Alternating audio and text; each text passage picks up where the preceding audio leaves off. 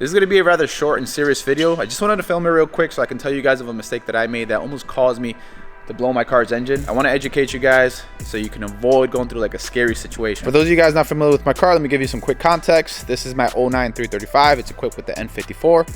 I am running a single turbo, bottom mounted.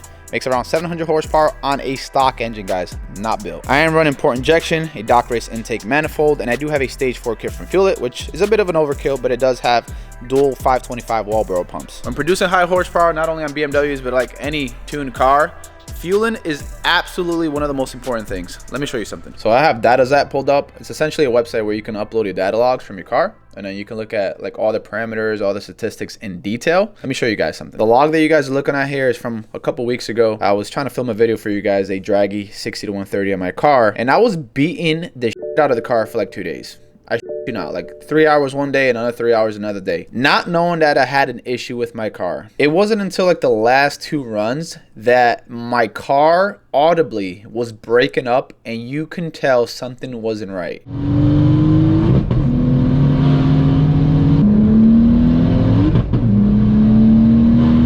You can tell the car was pulling timing for sure. So at that point, I did a data log, looked at the parameters for fueling, and what I saw wasn't good. I'm gonna go down here where the parameters are at and select fuel pressure, sensor PSI. Now it shows up as a statistic here on the graph, right? So this is the pressure for the fuel pump low side. According to my tuner, David Shoup, which you guys should be very familiar with, he's very known in the N54 community. We try to strive for 75. A reading of 75 all the way through a pull. It can deviate just a little bit, but you know, not too far off. For the most part, we're trying to keep it at 75. So 73, 74.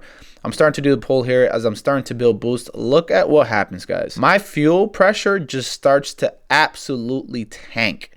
It gets as low as 46, which is terrible, guys. 46, and I'm producing 29.7 psi for the single turbo, guys.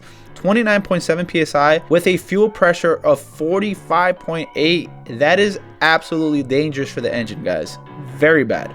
Here's another parameter I want to reference, and that is the short-term fuel trims. Notice how high the numbers get. 34 for both readings. The car was essentially running max lean at 29 pounds of boost. Imagine that. Now imagine me beating on the car for 2 straight days trying to make that 60 to 130 time on that fuel pressure and having no idea because my idiot self did not log the car before doing the runs or even looked at the parameters. Somehow, some way, this N54 with 143,000 miles survived all that abuse. And this was 100% a mechanical issue. It had nothing to do with the tune itself. In fact, David Shoup pointed out what the issue is. He said the secondary pump wasn't turning on, which kind of left me like, what? Like I said, I have a stage 4 kit from Fuel It, 2 pumps. I have a hob switch that essentially, once I'm in peak boost, activates the secondary pump. Well, here's the issue. So here's where the battery's at. You guys see this right here? This is a relay for the secondary pump. Can you guys believe this was actually disconnected the entire time, and I have no idea for how long. Notice how I'm removing this tape. I actually applied that after I found out it was disconnected to ensure that it stays in place. Here's the part that blows me away. Right, I took the tape off. It is there so tight. How did it even come off? It's almost as if somebody unplugged it, which I know nobody did, but it's not like it's a loose fit. It's a very tight fit. So if I put some pressure, I can take it off. This little part right here, this relay, could have been the reason I blow the N54 in my car. And I'm surprised it didn't. After those 3 days of aggressive driving with this completely unplugged. When me and Ali discovered it for the first time, this relay was like sitting here on the side of the battery, and this was right here, which is insane because like I demonstrated, it takes a good amount of pressure to unplug it. So it must have got latched onto something, or I don't know, during aggressive driving. I'm not entirely sure, but I seriously dodged a bullet, and I'm glad that David, me and Ali caught it in time. Boy, because it would have been a rough day if something happened to this car. Now let me show you guys a log after I connected the relay and the secondary fuel pump was actually coming on.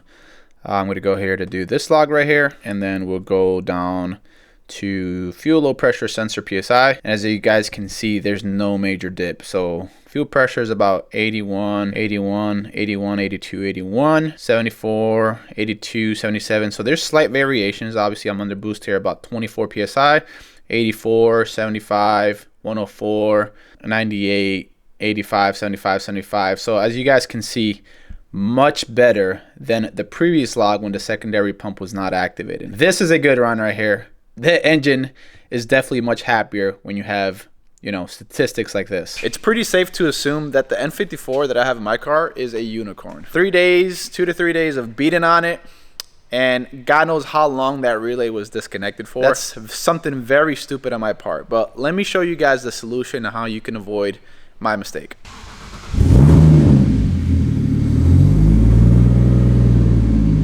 Always have your parameters when you have a tuned car. In my case, I'm using the iDrive system, an aftermarket one that I have with MHD, so I can take a look at the parameters. But what's more important than having your parameters live for you to see is to log every single time you wide open throttle your car. So essentially, I went ahead, since the incident, I went ahead and activated the data logging to happen automatically where you don't have to press it. The minute I wide open throttle, it records a log. Every once in a while, maybe twice a week, take a look at a data log and make sure that your car is running well. Something that I didn't do and was very irresponsible about. I always have these parameters on here so I can look at the O2 sensors and the intake temperatures and cylinder timing. But I was not recording logs. I was not looking at it. If you're doing any kind of race or you're gonna drive the car aggressively, it might be, actually it's very smart to do it a lot, data log, quickly look at it, and then beat on the car. So as you guys can see here, if I go back and I go to graph a log, look at all the logs that it gets for me every single day. I don't look at all of them, but anytime my car gets upset or it feels kind of funny, I'll go back and look at the logs. So there's a guy in a red eye that challenged me to a race. That's gonna happen today. Before we do that, I'm gonna go ahead and change the oil on the car and inspect the oil filter, make sure there's no shiny, glittery stuff in that filter. Make sure the engine's good.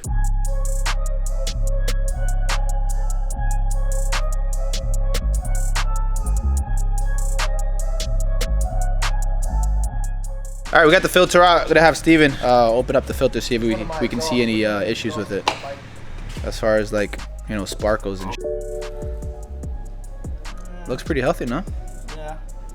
Look at that.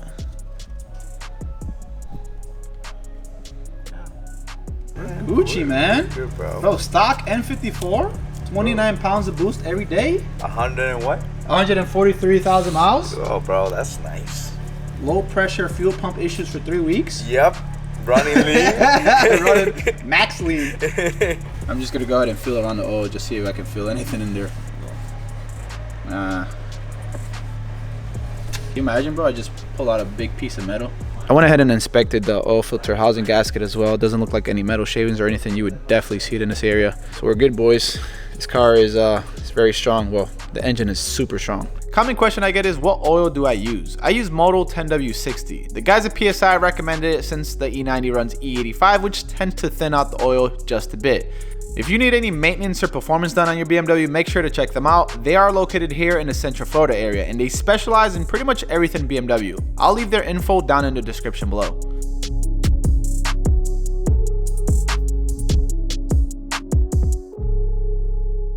Well, there you have it, guys. Learn from my mistakes. Check your parameters, log your car every once in a while, especially if you have it tuned and you're pushing a lot of power. Because you can have a really bad day if you don't do it and something's off, like I had with the low pressure fuel pump. So if you guys enjoyed the video and found it informative, make sure to hit the like button, subscribe. I will be racing a Hellcat later on today. Not a video you guys want to miss. As always, thanks for watching. Until next time.